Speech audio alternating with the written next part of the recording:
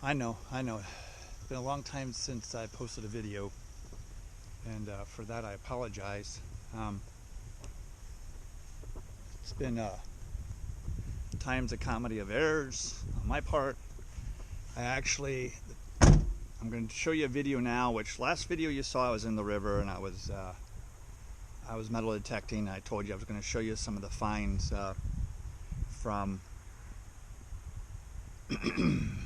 the field, the house that I was looking at where I found my coin, my 1865 2-cent piece, and my colonial copper, which I couldn't read anything on it. Now that field that I'm talking about is behind me here now, planted in soybeans. So obviously it's been a long time since I've been able to get in there. There's another house back this way that I haven't found the site for it yet, but I'm searching. And there's another one down the road that I can look. And then around the corner, there's a place called Gin's Corner.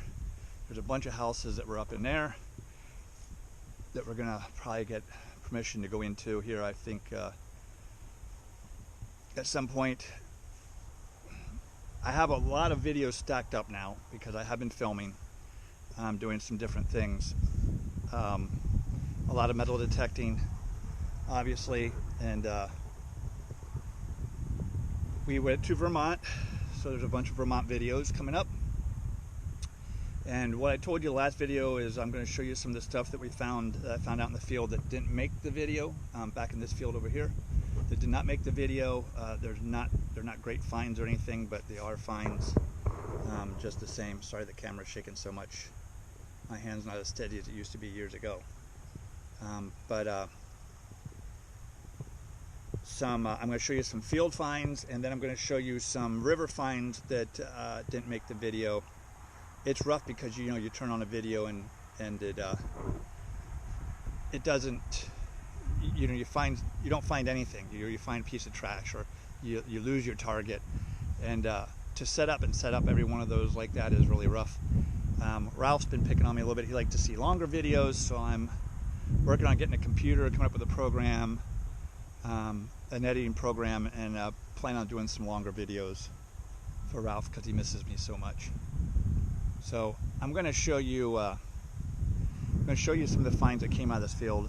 Like I said, nothing's grandiose. Grandiose. So we'll just look at those few finds, and then I'm going to dig out a bunch of the stuff that I got from the river. I did both of these videos before, but lost them. So the disc malfunctioned. So it's been a while since I been able to break free and do these two videos. I wanted to, but it never worked out in my favor. Now it's a little bit windy, so I'm trying to keep the wind in my face here so you guys don't catch that noise on the microphone. But one of the things too is I went out to go metal detecting one day, and I drove out of the house about 4 miles down the road, realized I didn't take my detector. I had my canoe with me to go along the river, and I didn't bring my paddles. And I turned around and drive back to the garage to get those, and I realized I didn't take any of my drinks out of the refrigerator. So I had to run back and get those. So it's just been, some days it just doesn't seem like it was meant to be. But I have a chance here today. I've been 2 days now doing some crabbing down on the Chesapeake Bay. Caught a few, but not enough. I'm probably going to go back and do that next Saturday, so I might carry you along with me then. I'm going to change it up and probably take my canoe out and do around a big old yacht dock. So we'll see what videos I can make here for you guys, and take you along on some of these adventures. The problem is I got too many adventures and not enough time. Let's go back and just look at the tailgate here. I got it all lined up, so hang on tight. Here we go. So I just want to start out with saying this is about 1/8 of the trash that I picked up in that field out here. This is just represents about 1/8 of the stuff that I picked up. Copper wire. I don't know how aluminum cans get 6 inches down, but they do. There's a lot of this roofing or siding material. There was a lot of that. A lot of melted lead. A lot of copper. There was something I wanted to show you guys, but I don't think I picked it up and brought it with me, but I'll show it to you one of the times when I'm out somewhere else. I picked up a big hunk of lead, and I found a padlock, broken padlock over here in this field. I think I left on the counter at home because I took those in to try and, I was curious about the copper. But now, these two items are not associated with this field behind me. I went to another field. Jesse and I went to another field there. My daughter was with me, and these are the two things we found out of that house. There's a house up there. There's tons of targets, and we only got to hit it a little bit, so we're going to go back. There's got to be more stuff there, but we're going to go back and hit that again. The rest of these items are pretty much from this field. A very old spoon. A not so old spoon. I think this was a small barrel ring, maybe pen. I think this is actually chain. I think this is a small, like size 25 chain or something like that. Horseshoes. This one might be a dual shoe. This brass piece of tack, horse tack, found out in the field.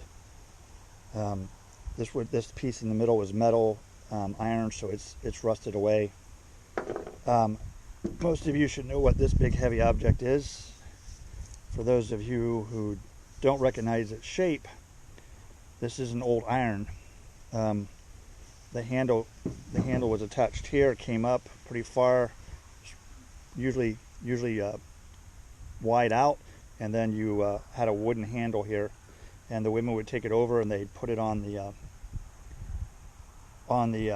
stove. Now, I watched my grandmother iron, and she had an old bottle, I think it was an old Coca-Cola bottle or a Pepsi bottle, and on the top of it she had a cork end that she stuck into it, and then there was a metal piece on the end of it, and it looked like the top of a salt or pepper shaker, and she would sprinkle that water on some of the clothing when she went to iron it.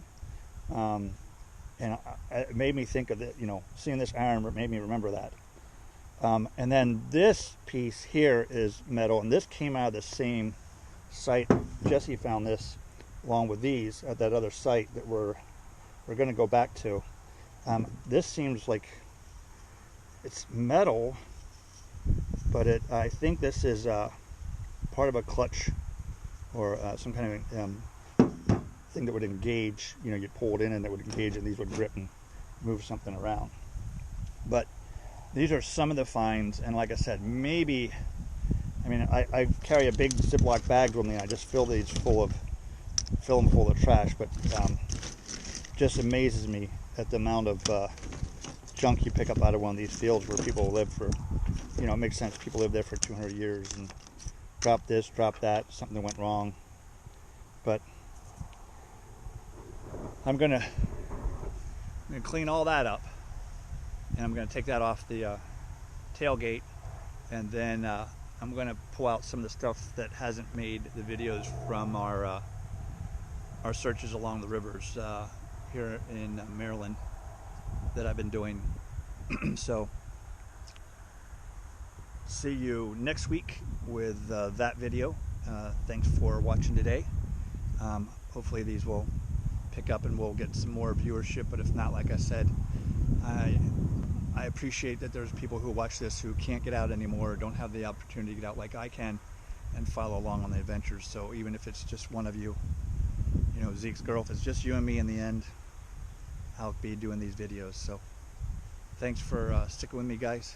Have a great one. Till next week. Scouts out.